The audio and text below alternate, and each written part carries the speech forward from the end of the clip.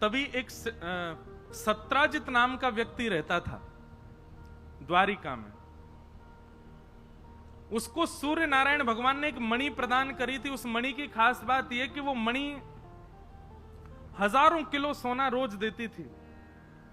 बहुत ध्यान से सुनना, आज कथाक्रम बहुत है इसलिए हम कथाक्रम कहते जाएंगे, छोड़ना नहीं एक क्षण की भी कथा, बहुत अच्छी अच्छी कथाएं हैं। तो उसके पास एक मणि थी, सेमंतक मणि, हजारों किलो सोना रोज देती थी वो मणि। भगवान को जब ये बात पता चली तो ठाकुर जी बोले, द्वारिका के सत्राजित यादव पर मणि है, हजारों किलो सोना रोज होता है, अकेला व्यक्ति इतने सोने का क्या करेगा। तो भगवान ने जाकर के एक प्रस्ताव रखा कि तुम ये मणि द्वारिका के कार्यालय में जमा करवा दो, इससे जितना सोना आएगा उसमें से जितना तुमको अपने लिए जरूरी लगता उतना रोज ले लिया करना, बचा हुआ जो तुम्हारी जरूरी का नहीं वो कार्यालय में छोड़ देना, उससे हम द्वारिका का विकास करेंगे, लोगों का कर माफ कर देंगे, बच्चों की पढ़ाई आदि सब बढ़िया व्यवस्थित होगी यहां पर। भगवान का प्रस्ताव कोई गलत तो नहीं था, भाई जितना तुझे चाहिए तो रोज ले ले, 1000 किलो का तो कुछ नहीं कर सकता पर दिन। लेकिन मना कर दिया, नहीं मेरी मणि मेरे पास ही रहेगी, मैं नहीं दूंगा आपको। भगवान बोले ठीक है। लेकिन तीसरे ही दिन क्या हुआ कि उसी सत्राजित यादव का छोटा भाई मणि पहन करके नगर में दिखाता हुआ घूम रहा था। घोड़े पर बैठ करके जंगल की ओर गया तो एक शेर ने उसको मार दिया, मणि लेकर के शेर चला गया। आगे शेर को भालू ने मार दिया, मणि लेके भालू चला गया। और 4 दिन तक वो लौट करके नहीं आया तो पूरा इल्जाम द्वारिकाधीश के ऊपर लगा दिया।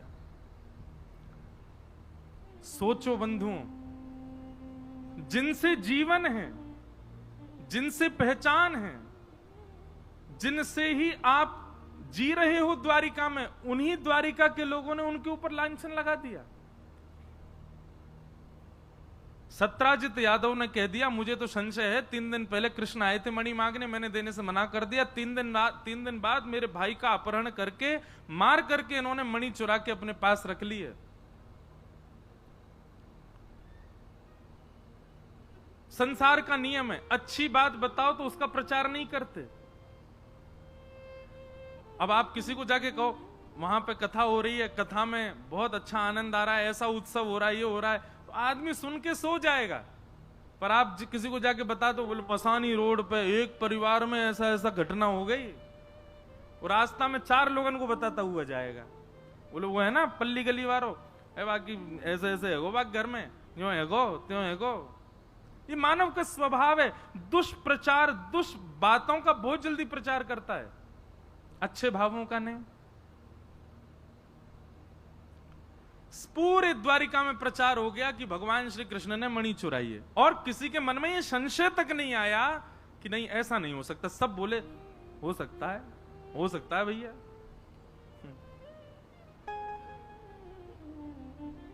द्वारिकाधीश को जब ये बात पता चली तो भगवान पहले मंद मुस्काए और मुस्का करके बोले यही है पृथ्वी, यहां आप दुनिया के लिए मर मिटिए, कुछ भी कर बैठिए। अरे इन सबको मथुरा से बचा करके द्वारिका लेके आया मैं। द्वारिका में कोई और नहीं रहता था, ये मथुरावासी ही सब द्वारिका गए थे भगवान के साथ। इसलिए आज भी भगवान के वंशज द्वारिका और गुजरात में पाए जाते हैं। वो अपने आप को आहिर बोलते हैं। अहीर समाज के जो लोग गुजरात में पाए जाएं वो सब भगवान की वंशज माने जाते हैं, क्योंकि भगवान संपूर्ण यदुवंशियों को संग लेकर के गए थे मथुरा से। भगवान बोले इनको मथुरा से बचा के लाया मैं, नई नगरी सोने की में बसाया मैंने, बच्चों का खाना पीना पढ़ना सब कुछ द्वारिका राजभवन से होता है। लेकिन एक बार भी किसी के चित्त में संशय नहीं आया कि भगवान ऐसा नहीं कर सकते। सबने विश्वास ही कर लिया, हो सकता है भगवान ने किया हो, कोई बड़ी बात नहीं है। एक बात सदैव याद रखना, जब आपके ऊपर गलत आरोप लगाए कोई और आपकी अगर गलती नहीं है तो आप मचलोगे नहीं, मचलता वही है जिसकी गलती होती है। एक गुप्त रहस्य है। आपने किसी से कहा है भाई तूने ऐसा ऐसा किया, नहीं तो किसने कह दी, तेरी सौगंध, वाकी सौगंध, या की सौगंध, ये हो गई वो हो गई, और फिर ले सफाई, समझ जाना अति भक्ति चोरे लक्षण। ये बहुत सफाइयां दे रहा है, बहुत मचल रहा है, इसका मतलब हाँ हो सकता है इतनी बड़ी नहीं, पर इतनी भूल तो है। लेकिन किसी ने अपराध किया ही नहीं, गलती की नहीं, और उस पर आप अगर आरोप लगाएंगे, एक बार सीधे सरल भाव से कह देगा मैंने ऐसा नहीं किया, तुमको कुछ गलत भाव लगाओ, इसके बाद वो कुछ नहीं कहेगा, शांत चित्त बैठा रहेगा।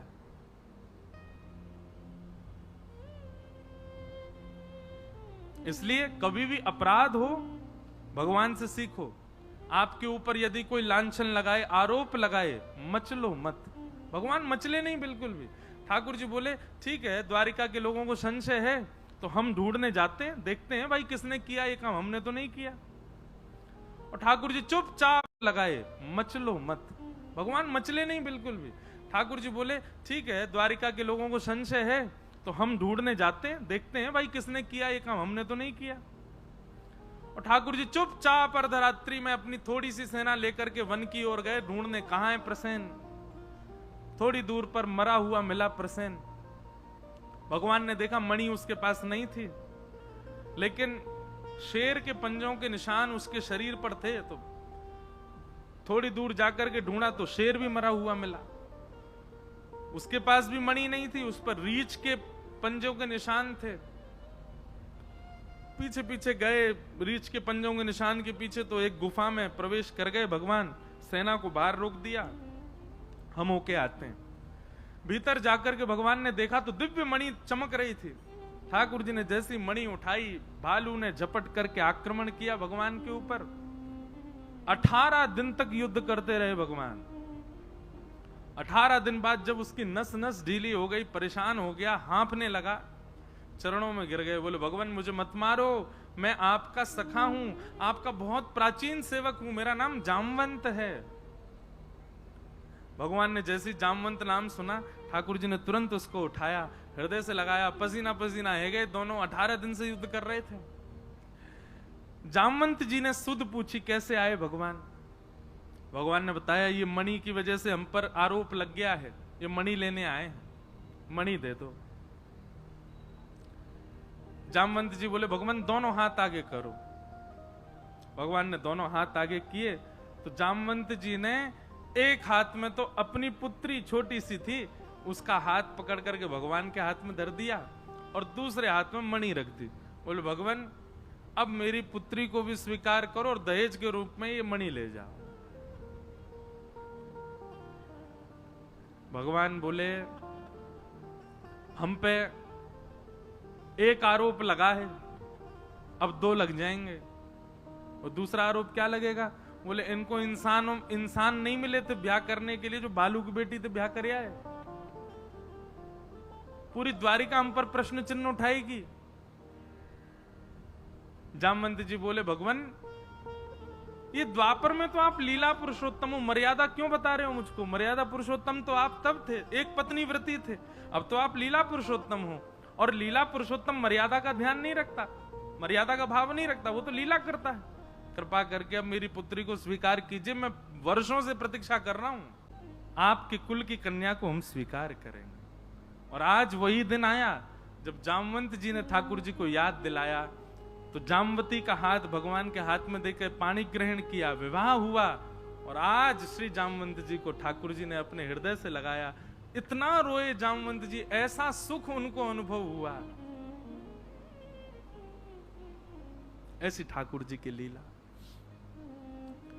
तो जामवती के लेकर के भगवान वापस आए। 2 विवाह भगवान के हो गए, रुक्मणी और जामवती। मणि लाकर के भगवान ने पूरी दुनिया को दिखा दी और जामवती जी ने गवाही दे दी, बोले भगवान ने नहीं चुराई थी, ऐसे ऐसे पूरी घटना हुई थी। द्वारिका के लोग भगवान के आगे घुटने टेक करके बैठ गए, क्षमा मांगने लगे, भगवान हमको क्षमा कर दो, हमने बिना विचार किए आपके ऊपर प्रश्न उठाया। भगवान बोले संसार का नियम है, आप लोगों को क्षमा मांगने की आवश्यकता नहीं। समंतक उपाख्यान बहुत बड़ा है, आगे भी बहुत चला। फिर जिसकी वो मणि थी, सत्राजित यादव, उस पर सब लोग चिल्लाने लगे, तेने भगवान पर कैसे आरोप लगाया? तो उसने आरोपों से बचने के लिए अपनी पुत्री सत्यभामा का ब्याह भगवान से कर दिया। भगवान का तीसरा ब्याह सत्यभामा के साथ में हुआ। कितने ब्याह हो गए? 3। सत्यभामा के साथ भगवान का ब्याह हुआ। चौथा ब्याह हुआ भगवान का श्याम सुंदर श्री यमुने महारानी की